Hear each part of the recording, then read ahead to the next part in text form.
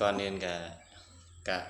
ทักทายสบายดีพ่อแม่ซีเบิร์ดทุกคนเนาะมื้อนี้บ่าวพรก็อยู่เฮือนบ่ได้ไปทางใดก็มีคน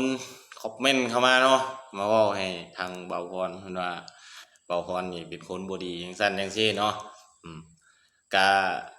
ก่อนสิคอมเมนต์เว้าให้คนอื่นหั่นก็ให้เบิ่งตัวเองหั่นซะก่อนเนาะว่าตัวเองดีบ่ที่ว่าไปเว้าให้คนอื่นแบบนั้นแบบนี้นะเนาะ อืมว่าเฮานี่ขี้นั่นขี้นี่ดีแล้วเฮาบ่ขี้หยอกหัวพอมันอยู่หั่นเนาะเออแต่ว่าข้อยก็อยู่เฮือนข้อยหั้นนะข้อยบ่ได้ขอข้าวให้กินเนาะอืม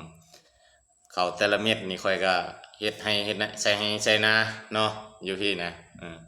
บ่ได้ขอข้าวเจ้ากินบ่จำเป็นต้องมาเว้าให้กันแบบนั้นเนาะผู้ใดบ่มักก็ให้เลื่อนผ่านเนาะ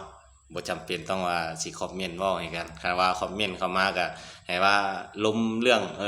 คอมเมนต์เข้ามาเฮ็ดจั่งใดอยู่จั่งใดกินจั่งใดเป็นจั่งใดอยู่ทางพุ่นเนาะเออข้อยมักแนวนั้นเนาะแล้วข้อยก็บ่เว้าอีกเรื่องอดีตเนาะเออข้อยเอาปัจจุบันเป็นที่ตั้งก็คือพ่อแม่ FC เบิดทุกคนเห็นเนาะคันหากว่าถูกไผก็ให้ผู้นั้นรับเอาเนาะที่ว่าเว้าให้ทางบ่ฮอนเนาะอืม คันหากว่าเว้าผิดพลาดประการใดเนาะก็ขอโทษเบิดสุขุสุคนเนาะแต่ว่าเรื่องเงินคำกำแก้วก็บ่ได้ขอไผจ่ายเนาะหาเองเออก็ถือว่าข้อยก็ว่าข้อยดีเติบอยู่เดะที่ว่าออกมาเฮ็ดคลิปลงคลิปแบบนี้ให้เว้าให้ฟังเนาะว่าคำที่ว่าเว้าให้คนนี่มันก็บ่จำเป็นเนาะ เพราะว่าข้อยบ่ได้ขอข้าวเจ้ากินเนาะอืมเงินจ่ายบ่รถขี่บ่ข้อยก็บ่ได้ขอเจ้าเนาะเออ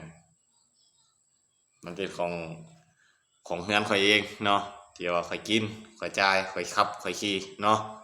อืมเงินแต่ละกีบแต่ละบาทข้อยก็หาด้วยเหงื่อด้วยแรงเนาะข้อยบ่ได้ขอเจ้าบ่จำเป็นต้องมาเว้าให้กันเออบัดนี้ทางบ่าวพรก็บ่มีหยังหลายเนาะมื้อนี้ก็คันหากว่าเว้าผิดพลาดประการใดก็ขอโทษขออภัยนำเนาะหมดสุขุสุคนพ่อแม่ FC จังไดก็ฝากกดไลค์กดติดตามกันต่อไปชีวิตประจำวันของทางบ่าวพรเนาะมื้อนี้ก็อยู่เรือนก็บ่มีเวียกมีงานหยังก็มีแต่ว่าเวียกเรือนเวียกชานธรรมดาเนาะนึ่งข้าวนึ่งน้ำล้างถ้วยล้างบวงอย่างนั้นแหละเนาะ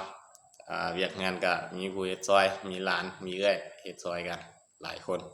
2-3คนพากันเฮ็ดเนาะอยู่เรือนทางบ่าวพรก็สิได้จบคลิปแต่เท่านี้เนาะก็มากล่าวเตือนหน่อยนึงเนาะคนที่ว่ามักเว้าให้คนอื่นนี่อายุจะมักบ่ยืนปานใดเนาะแต่ว่าจังใดก็อย่ามันเนาะเอาปัจจุบันเป็นที่ตั้งเรื่องอดีตนี่บ่เคยเล่าเรื่องเมียเก่านี่บ่เว้าถึงจะดีกว่าเนาะเออสบายดีเบิดทุกคนเนาะ